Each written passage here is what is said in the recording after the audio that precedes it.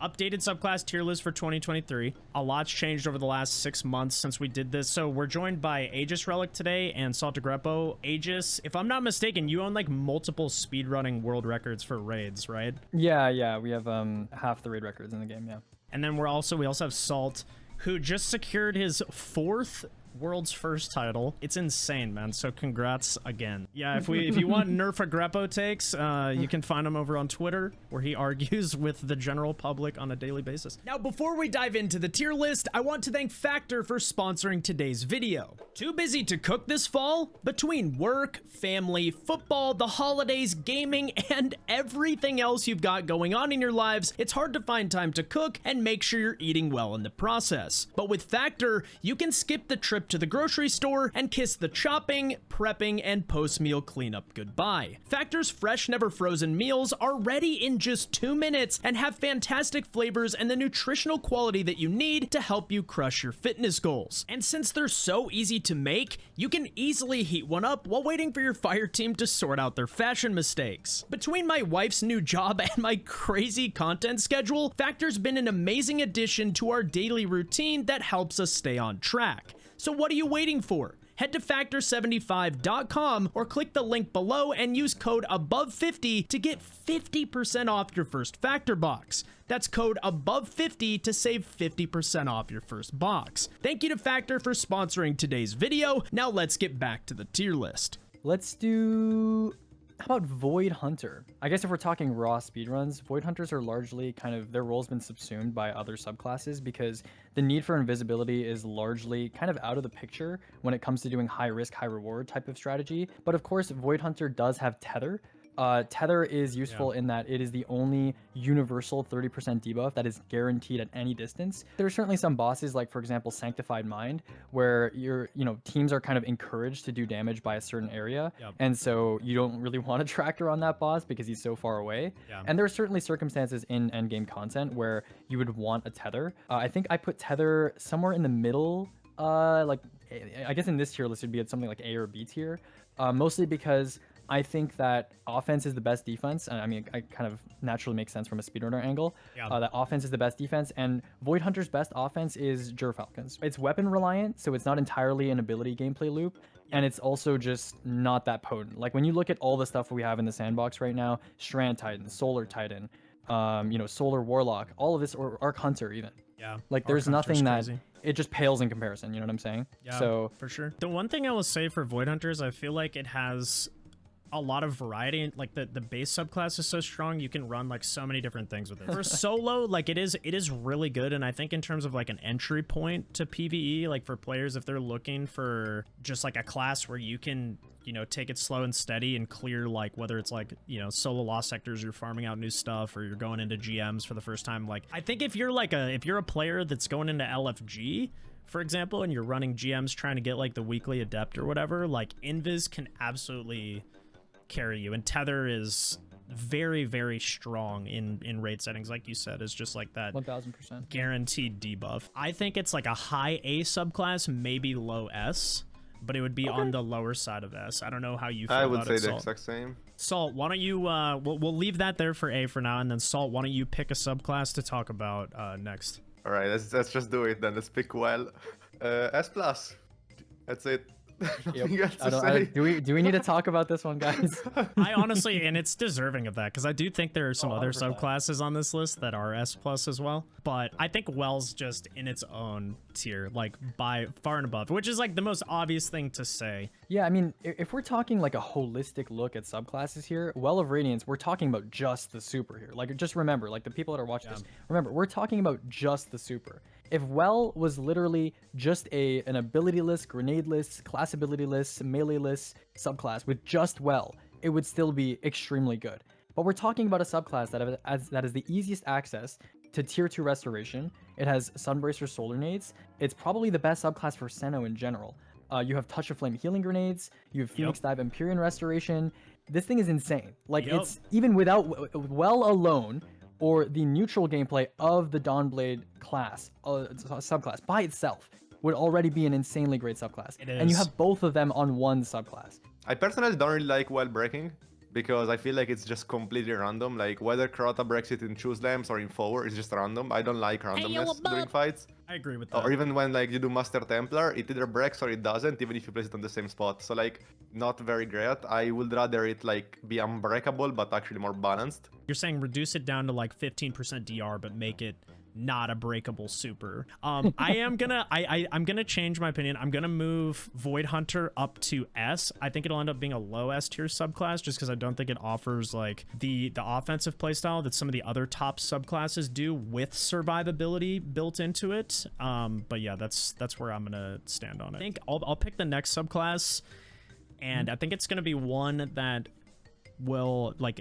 People will be very mixed on this because people love this class. I'm gonna go with Stasis Warlock.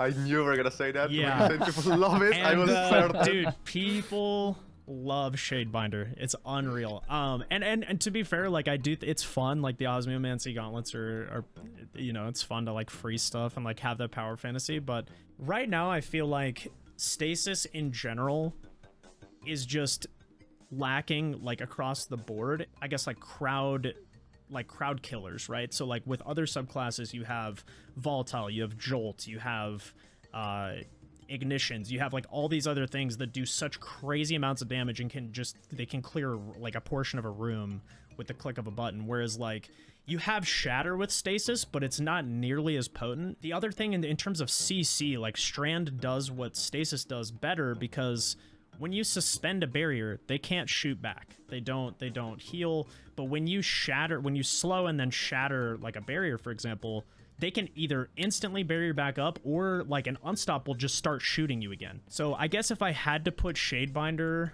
somewhere, I would put it down in B. And it's not to say that it's bad. I just think the best defense is a great offense. And right now I feel like it's just so CC heavy that you're just freezing stuff that other subclasses would be able to either like jolt or run over with Banner of War or just, you know, use your hammers. Like there's very niche situations now where I guess Stasis is decent, but other than that, it's kind of lackluster at the moment for me. Yeah, fair. Yeah, I don't know. I mean, I just think the turrets are kind of useless compared to just killing things. There's never going to be a scenario where you need CC, where you need that pause button because you can't pump out enough offensive utility to prevent that threat from being a problem. So I 100% agree with Salt in that regard. However, Stasis Turret, if you're going to pick a CC class or a CC subclass, I think it probably does it close to the best. Yeah. I think so. Yeah. There's nothing where you can have essentially... you can have like a passive, another set of hands, essentially. Okay, Salt, I'm going to have you go with Solar Titan. Solar Titan and Void Hunter can't be in the same tier. So if you want to keep Void Hunter on S, you gotta put Solar Titan on S+, but it is worse than well. So we think Hammers is S+. Yeah.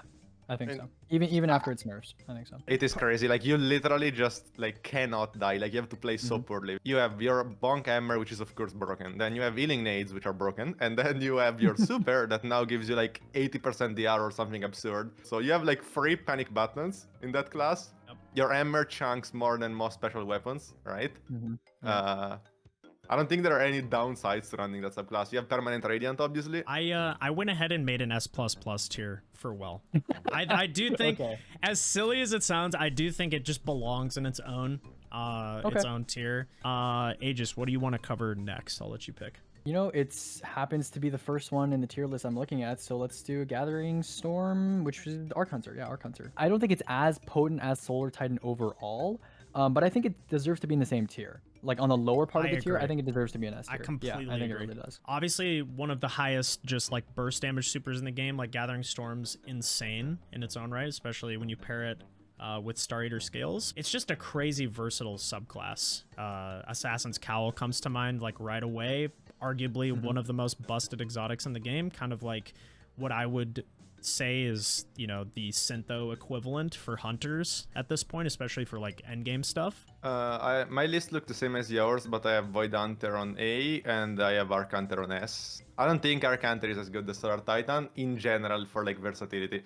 Like on Arc Hunter, if you don't have your stacks up with like your punch, it's kind of sketchy to get it. Like, you don't have on-demand things like Solar Titan does, right? It's true. If you get caught It's off true. guard, you can't just like decide to go invis or decide to heal or pop a roaming super and be invincible. It's not Yep. as like brainless as running a Solar Titan. You actually have to like think a bit. There are also ways that you can like not refresh your melee, right? I think if you get the kill with the explosion of the melee, it doesn't work. Like, you have to pay more Yeah. attention. Do we want to Yeah, move it right. down potentially to like the top S tier and like a tier below hammers? So still very strong, but not like, to your point, you can't just shut your brain off and you know, hit bonk. If we're talking about Berserker Titan and Strand, where would that rank relative to a Gathering Storm Hunter subclass? Because obviously Banner of War just came out.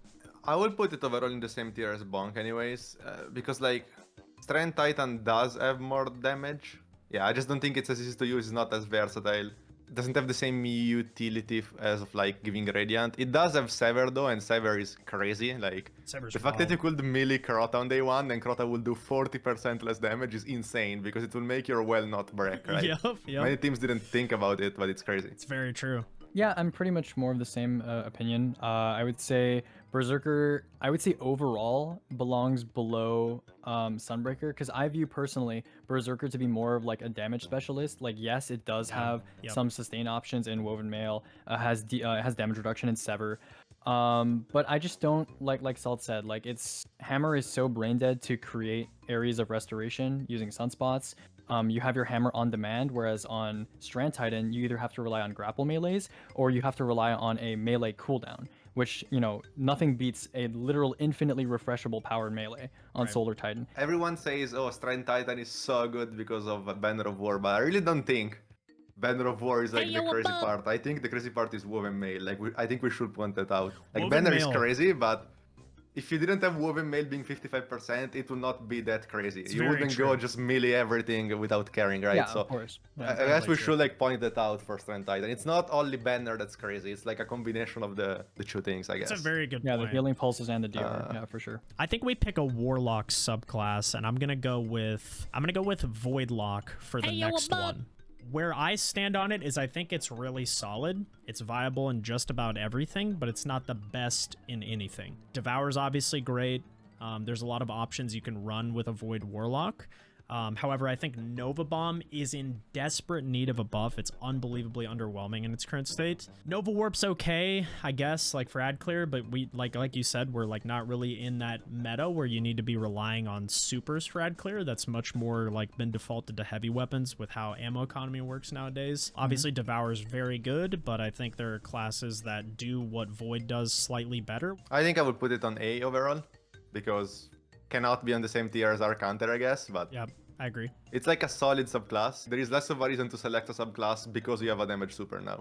You can just True. use your weapons and be perfectly fine, Yeah. right? It's true. Yeah, for sure. I mean, yeah, as Salt points out, like, very accurately, like, before the Pack Hunter rework, actually, it was damage loss to use every damage super in the game. Every damage super in the game was lower DPS, like taking the time out of your damage rotation or strategy to press your super key, be stuck in that animation for X number of seconds and come back down and be able to shoot a weapon again, was literally losing DPS compared to using something like actually Cold Comfort. Wild. Which is insane. That's insane. That's right? crazy. I mean, Cold Comfort is ammo. It is ammo. It's not a one-shot ability, right? So I mean, I guess I'm kind of glad that Pack Hunter got reined in a little bit, because now it's not so much the case. Blade Barrage is still higher DPS than almost anything you can do with a rocket. Yeah. But you know, yeah, as Salt says, you know, damage supers are not that big of a deal anymore. Yeah, it's solid. Like, I don't really have much else to say other than, yeah, it's like a solid A tier subclass, but I do think it's been power crept slightly by the newer 3.0s. Okay, Aegis, if you want to pick the next subclass on our list. Sure thing. Let's do Stasis Titan. There are some major behemoth Titan enjoyers out there. You know, it's solid in certain situations, but man, they're like, oh, it's easily S+. I'm interested to see where you'd put it. Just to kind of like reality check things here. People seem to think that its super is like good. It's not for damage at all. Even if you go with this like a crazy niche scenario where you like pop a bubble on Riven and use this, I don't know. yes. It's still worse than just using weapons. So I want everybody to take that to heart, like what Aegis just said, because if you doubt what he's saying about damage at any point throughout this video, I encourage you to go check out his channel and the analytical nature of the breakdowns he's done of DPS across all supers, all weapons, supers paired with weapons, every damage rotation possible, whether it's like a support class or like people that are just purely focused on damage. He knows what he's talking about when it comes to this stuff. So he's not just saying it as like an opinion, like it's like factually been proven by like countless hours of damage testing. It just completely falls flat compared to the offensive utility that something like Solar Titan or Strand Titan or even Void Titan brings. True. So it's lacking in offensive utility, and then in terms of defensive utility, taking pressure off your team, there's just better subclasses that do that too. I think Stasis Titan is the worst subclass in the game. Well, we'll get to that more. Tuck but him in. I think Stasis Titan is the worst subclass. I think it is as well. What is your opinion, Salt? Worst class in the game? Maybe. I don't know. It's like, I mean, maybe. Yeah, I guess. It's close. It's close. It's not like by far. Yeah, certainly. Let's see. Let's go with Thread Runner. Not gonna lie, I haven't played with it much. Okay.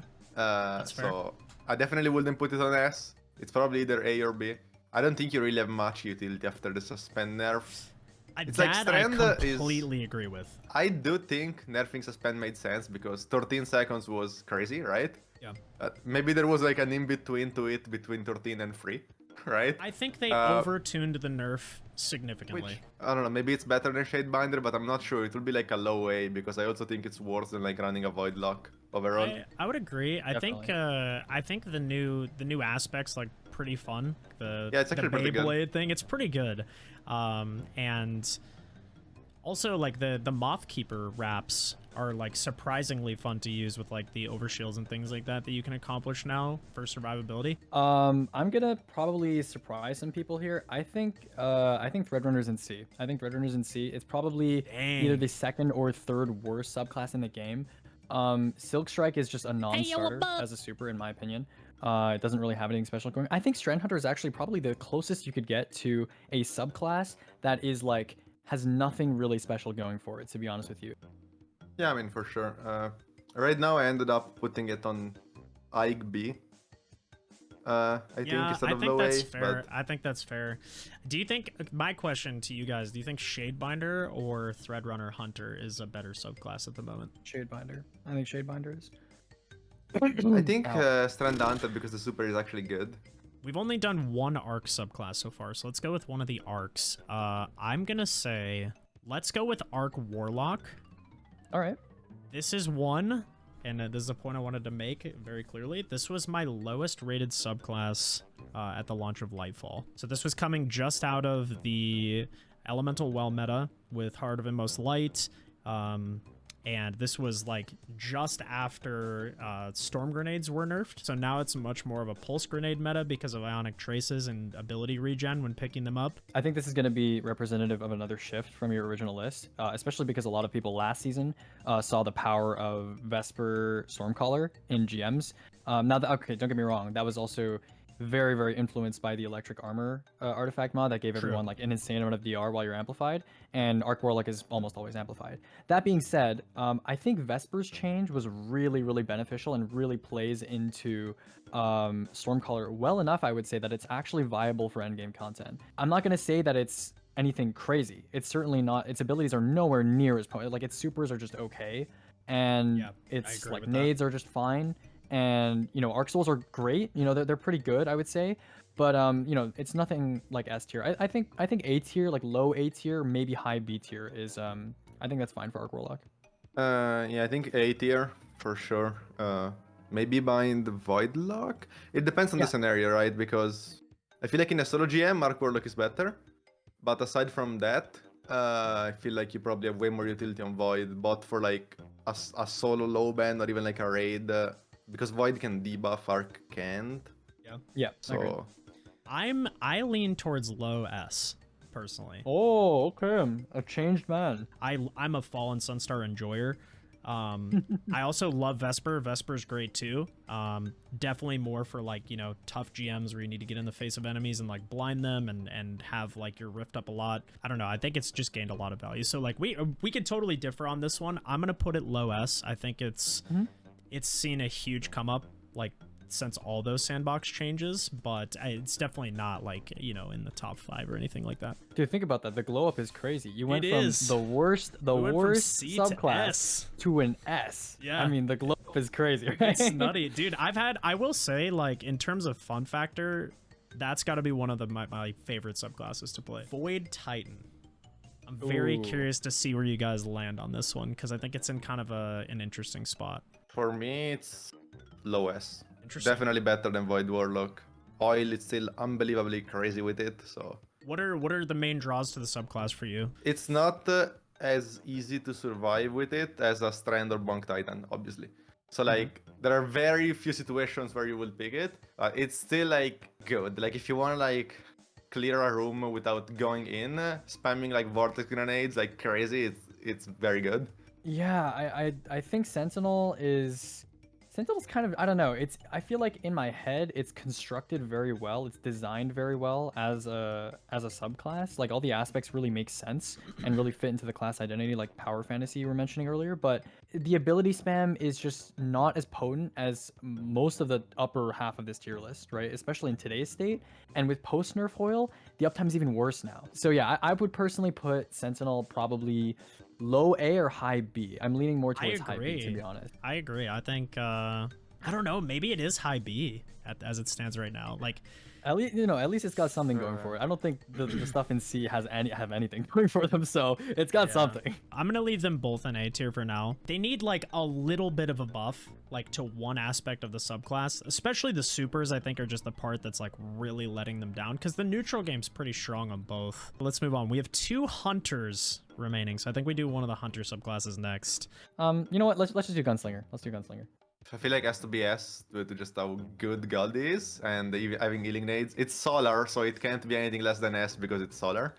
Agreed. So, yeah. I don't think it goes as high as S+, right? I think it's the worst of the 3 solar subclasses. For sure. It's not a brainless subclass like Bonk Titan. It's very good though for its super, so healing nades. The survivability is decent, like melee is recharging on every kill, it's decent. I definitely will put it on S. Anything with restoration and radiant, 2 of the strongest subclass verbs, period, is just, it's instantly like a top tier subclass. And Empyrean is just an insane fragment. It is it's insanely strong. Just basically any solar weapon kill extending your radiant and restoration effects. For me, it's probably the best S subclass, but it's close. I don't know, between Arc Hunter and Solar Hunter, it's hard to say. Dude, I'm so up in the air on whether I think it's definitely an S tier subclass on my tier list. I just don't know. I don't know if it's better or worse than Gathering Storm. I think it has less versatility than Arc Hunter does, but what it does well, it does so well. I mean, I'm more inclined to think about team scenarios, but I would say above. Yeah, I personally put it below, but like I think they're like neck and neck. They're neck and neck. They're the 2 best. Man, yeah, you guys couldn't really agree on that? Come Come on, bro. I needed you needed to make my decision easier. No, it's okay. It doesn't matter. Either way, they're neck and neck, 100%. So we've done, what were the most recent ones? We did Titan and Hunter last, so let's do Strand Lock.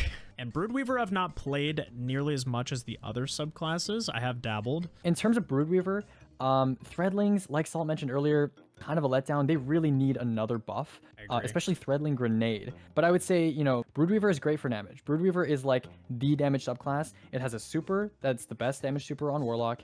It has some interaction with Weavewalk that's like semi-situational with Rain of Fire. It has Thread of Ascent, which is really, really great. It has Unravel application, which has cover Thread of Ascent really quick for people who may not be as familiar. Thread of Ascent basically makes it so that all of your weapons have demo every 3 or 4 seconds. So like if you have your grenade up and you use your grenade with like a rocket, for example, that's not loaded, it loads your rocket and also gives you a boost to handling. It has an internal cooldown that's similar to demo, so you can basically just treat it like demo. And because of Thread of Generation and because of Grapple's refund property, you basically have your nade all the time whenever you want to use Thread of Ascent. To be honest with you, I think Broodweaver is better than Starfire ever was for damage. Specifically. Really?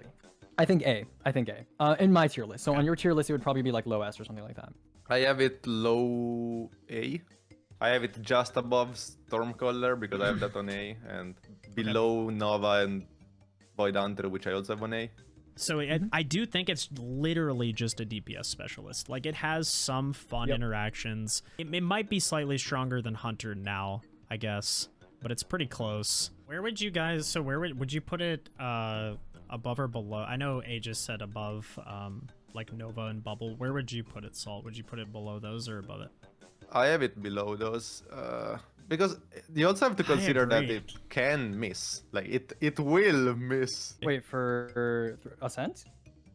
No, like the super, like. Oh, the super. Yeah, I mean the super can. I mean the super. Just to be clear, the super like base damage is higher than Nighthawk. Like, it's higher than Nighthawk, so it's like pretty good. It's yeah, but like Blade, you have to eat sure, every needle, otherwise it's not right. Like, I don't know. At least in my experience, it's been pretty consistent on most bosses. Honestly, this middle tier is kind of, you know, it can be kind of like a toss up on. Also, bomb isn't that bad. Like, Nova bomb is like, it's like after the buff, it's like not great, but it's like not horrible either. Let's go to Revenant Hunter. It's actually pretty good. Like, it leans into like one of the strongest aspects of Stasis, which is dust field grenades, and Rev does it better than anything else. I think the super's damage is unbelievably like underwhelming. However, like the utility that you get of just like instantly freezing and controlling a side of a room is like pretty valuable. I think it's been massively power corrupt by other abilities. So I personally don't think it's in the same tier as Behemoth. Maybe it is, man. Oh my god, I don't know. I'm so I think it's either like very like high C above Behemoth like significantly, or it's like very low B. But there's just not really scenarios where I'd use I think it's low B. I low think B so because too. they unnerfed the renewal grasps. And Renewals like, are nuts, and I was gonna bring that up. I agree with you. Yeah, like Salt. Dusk Fields and the super also like staying there and doing its own thing instead of having a behemoth that's completely useless. Like, it gives you some like passive utility that behemoth doesn't have. Agree. Which like, and to be so like, Shadebinder has passive utility in its in its nades, right? Like where the stasis turrets just can sit there forever, freeze like entire rooms pretty much. The super does that for Hunter, whereas like Behemoth doesn't do that at all, and when you're in the super, you're committed in that super for like a solid like 15 seconds, and that I guess that's the downside of Shadebinder as well, is like once you pop the super, you're in that. Right now I have it in between, like middle B, and the highest one on B is Threadrunner, while the lowest is Stasis Warlock. Yeah, I put Rev in C and I put Shadebinder B. All right, Salt, lead us off with T-Crash Arctitan. If you want to put it in S, it has to be like very, very low S, because for the reasons we said above, like damage supers are just not that good, let alone T-Crash, where you have to like fly to the boss and then go back. That's very There is true. no situation where you're true. like it's no more like during VOW Day 1 where you're like, oh, let's play Thunder Crash for Final Stand. Now it's like, oh, let's make sure we have 2 rockets loaded for Final Stand. Right? It's That's so true. That's so true. Aeg A, I said. Okay. High A. I think. Same thing. Yeah, I put it. Well, I guess my tier. Again, the tier shift thing, but I probably put it in A as well. Yeah, decent neutral, has knockout, has you know, touch of thunder pulses, which are good. Has a good damage super, even though it's partially situational, as mentioned. Would you guys put it above or below Arc Warlock? Above. Definitely above. Above. Would you put it above or below Void Hunter?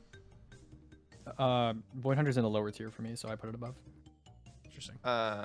Void Hunter is Void Hunter is better than Arc Titan, I think. I would agree. For me, it's in S tier, but it's below Void Hunter and above Arc Warlock. Well, I think that kind of does it. Are there any like I guess like final notes you guys want to make on just the tier list in general?